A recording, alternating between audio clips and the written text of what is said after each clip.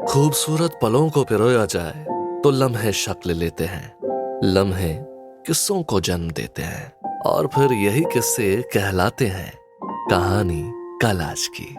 मैं हूं आपका कथाकार जन्मेजय और ये है कहानी कल आज की, गुरवासी स्टूडियोज की एक पेशकश। रात के 2:30 बज रहे थे। नेशनल हाईवे 27 पर मन्नू ढाबा की पीली बुझी बुझी रोशनी में एक ऑल इंडिया परमिट का भारी भरकम ट्रक खड़ा था। इंजन ठंडा हो रहा था और अंदर की हवा में लंबी यात्रा की बासी मीठी गंध भर गई थी।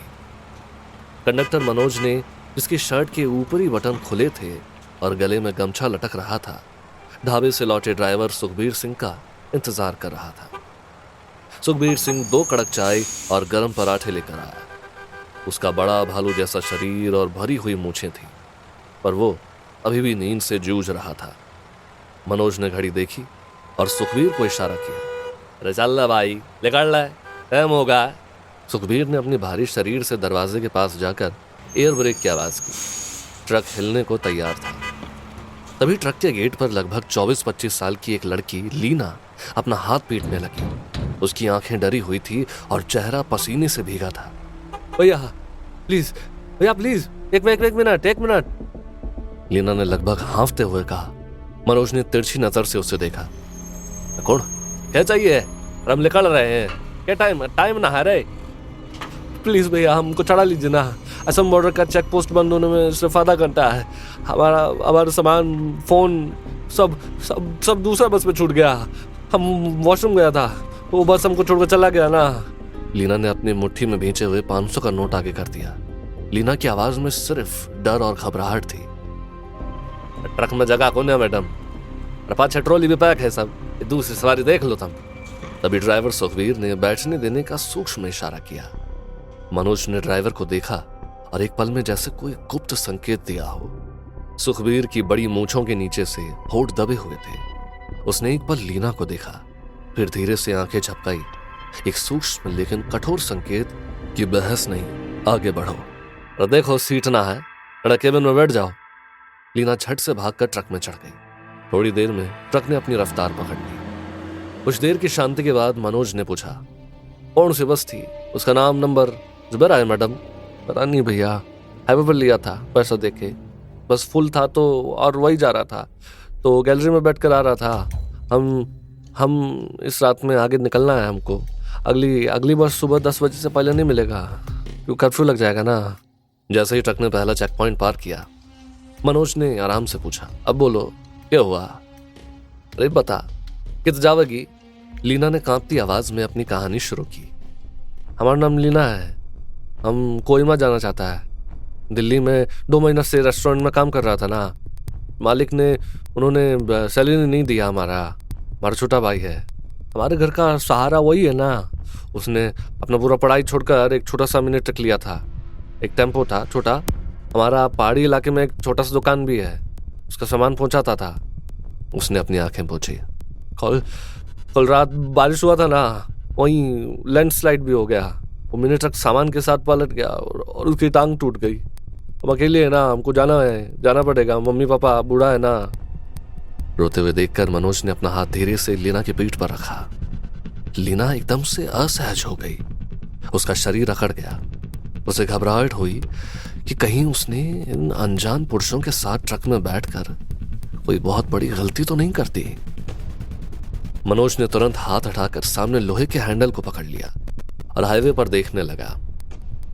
सुखबीर सिंह की नजर हाईवे पर थी और वो सब सुन रहा था।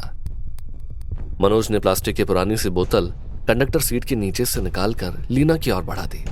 तो मैडम, पानी पियो। धन्यवाद भैया, समझ में नहीं आ रहा हम क्या बोले। बोलने की जरूरत ना है, मनोज ने कहा।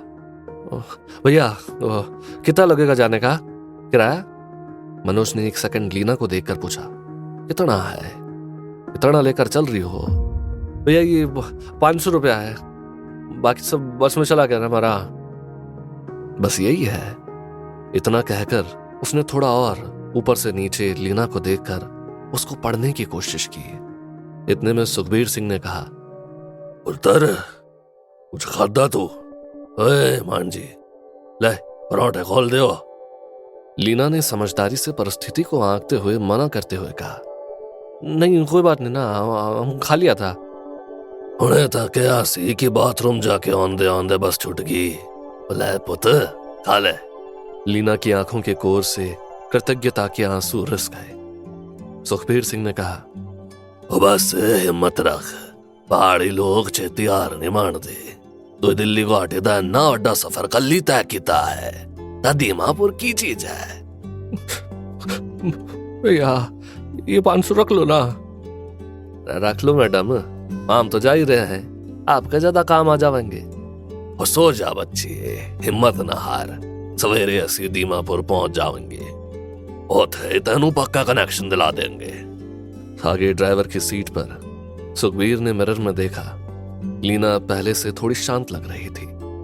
उसने मन ही मन सोचा, बच्ची तो बच्ची है, अपने भाई दे लई जान दे देंगी। सुखबीर ने स्टीयरिंग पर अपनी पकड़ मजबूत की। उसने ट्रक की हेडलाइट्स को जंगल के अंधेरे पर चमकने दिया।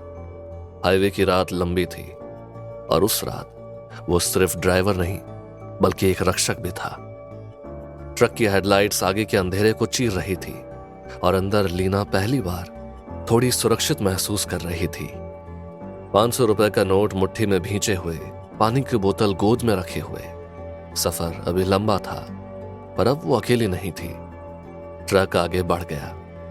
नेशनल हाईवे 27 जब तक सिर्फ सड़कों और गंतव्यों का जाल था, उस रात एक छोटा सा आश्रम बन गया था। लीना कैबिन में बैठी थी, उसके अंदर की बेचैनी थोड़ी थम गई थी। बाहर सुखबीर पूरी ताकत से स्टीयरिंग संभालते हुए था और मनोज अपनी सीट पर बैठा एक नई जिम्मेदारी का बोझ महसूस कर रहा था। मुनाफे की रात में ये ट्रक सिर्फ गंतव्य नहीं ढूंढ रहा था, ये अपने पहियों तले दबी इंसानियत को थामकर आगे बढ़ रहा था।